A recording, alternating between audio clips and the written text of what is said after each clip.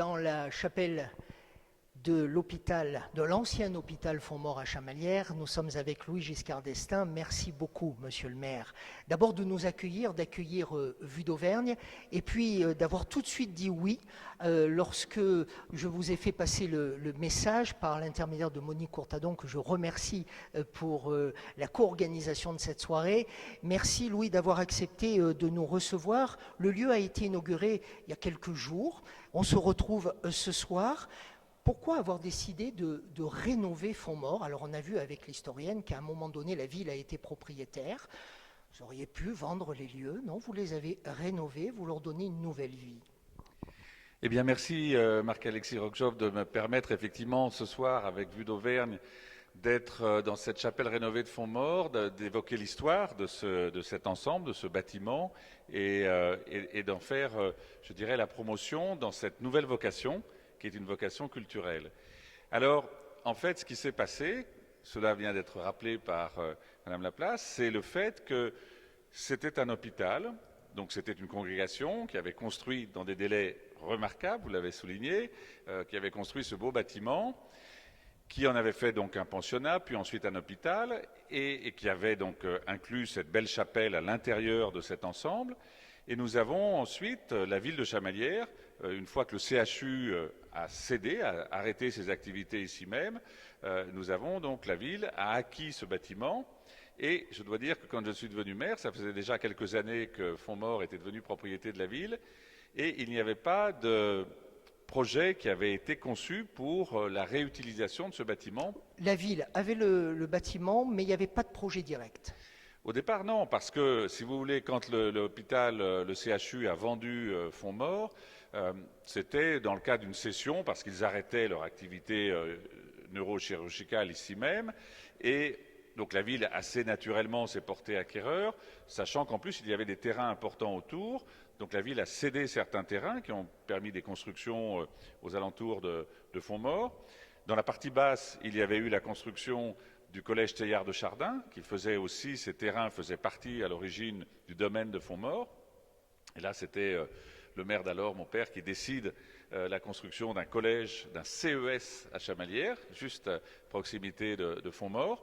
Et puis, donc, Claude Wolff acquiert cet ensemble en 1999, et la question se pose dans les premiers temps de savoir qu'est-ce qu'il pourrait, quel équipement, quelle utilité pourrait trouver sa place ici dans ces beaux bâtiments.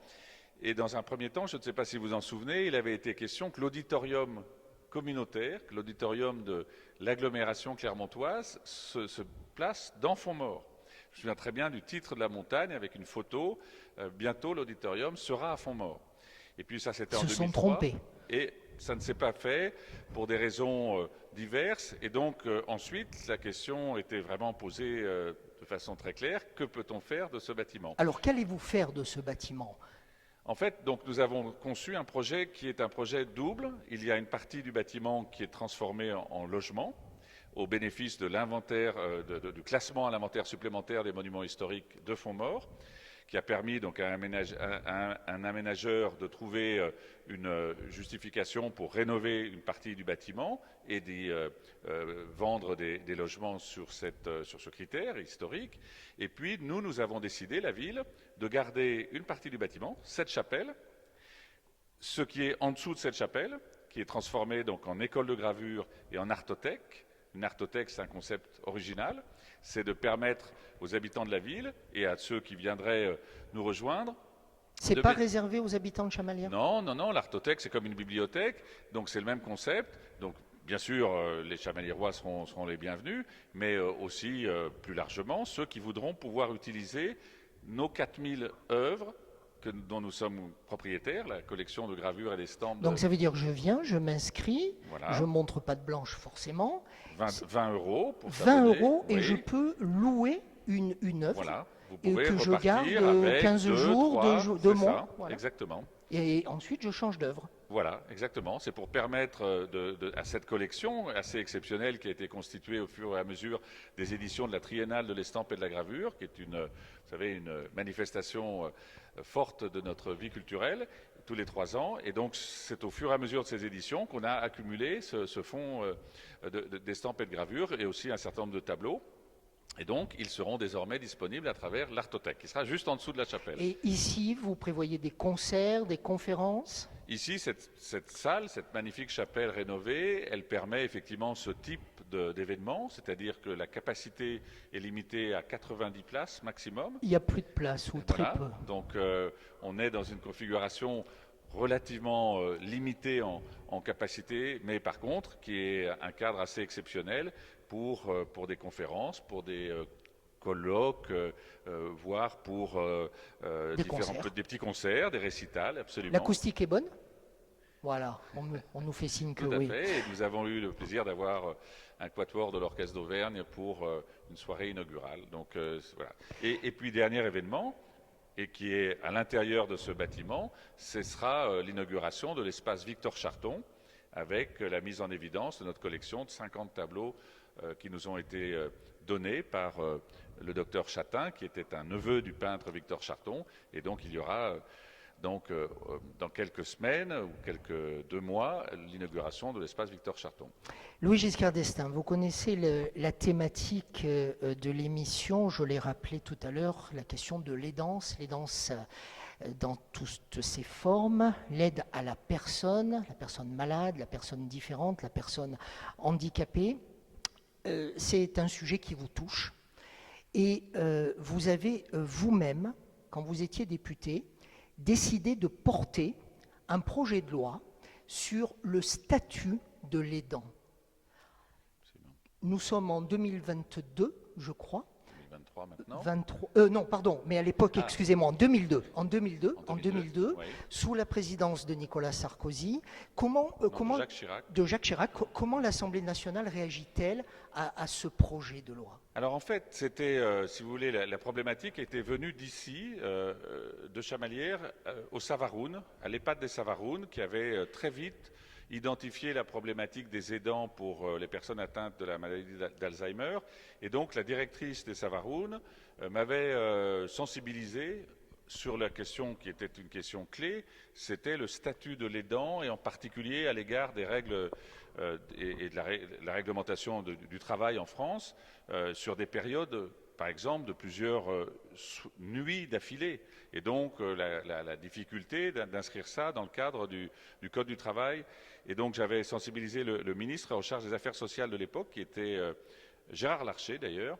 Et sur la question, on avait essayé d'avancer sur cette faculté de donner un statut dérogatoire, en réalité, par rapport au Code du travail, aux aidants, qui sont des personnes dont vous connaissez l'importance et en même temps le dévouement et la nécessité de pouvoir récupérer. Et on en est où aujourd'hui? Est-ce que les choses ont avancé? Est-ce que le Parlement s'est enfin saisi de cette question de santé publique? Oui, alors ce statut, heureusement, a beaucoup progressé parce que la prise en compte de ce qui correspondait finalement à cette nécessité d'apporter un répit aux aidants, donc c'est l'association Aide et Répit et qui voit le jour pour faire en sorte qu'il y ait une possibilité de faire appel justement à un aidant en complément de ceux qui l'assumaient dans leur famille ou pour leurs proches. Tout ça a progressé. Je pense, d'ailleurs peut-être tout à l'heure, on pourra faire un point complet sur la situation désormais acquise par rapport à ces problématiques. Néanmoins, je suis convaincu qu'il faut continuer à pousser à ce que notre pays soit légifère, soit apporte des améliorations au statut de l'aidant. Et vous voudriez que ça aille dans quelle direction? Prenez une minute pour nous le dire. En fait, si vous voulez, nous sommes donc un pays évidemment bien connu pour être très en pointe en matière de protection et des droits sociaux.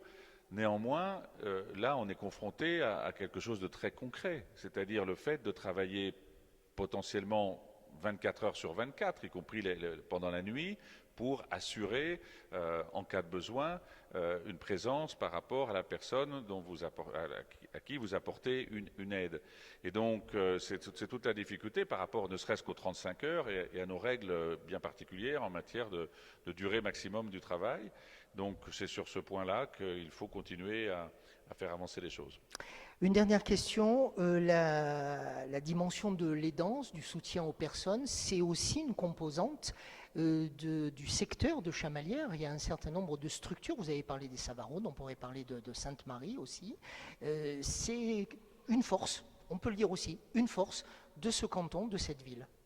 Oui, c'est quelque chose, on racontait l'histoire évidemment très forte ici de la neurochirurgie dans cet hôpital Fontmort. C'est quelque chose qui était tout à fait remarquable et qui a été porté donc pratiquement au plan national par le rayonnement des médecins. Et je salue le professeur Tournillac qui ont été ici dans le cadre de leurs fonctions médicales. Et puis nous avons une autre caractéristique à Chamalières, c'est effectivement d'avoir le siège d'une association très importante, qui est l'association hospitalière Sainte-Marie, qui a 5600 salariés, essentiellement dans le Massif central, à travers 7 départements, et dont le siège est dans notre ville, et qui est un des principaux acteurs de l'aide à la santé mentale dans notre pays.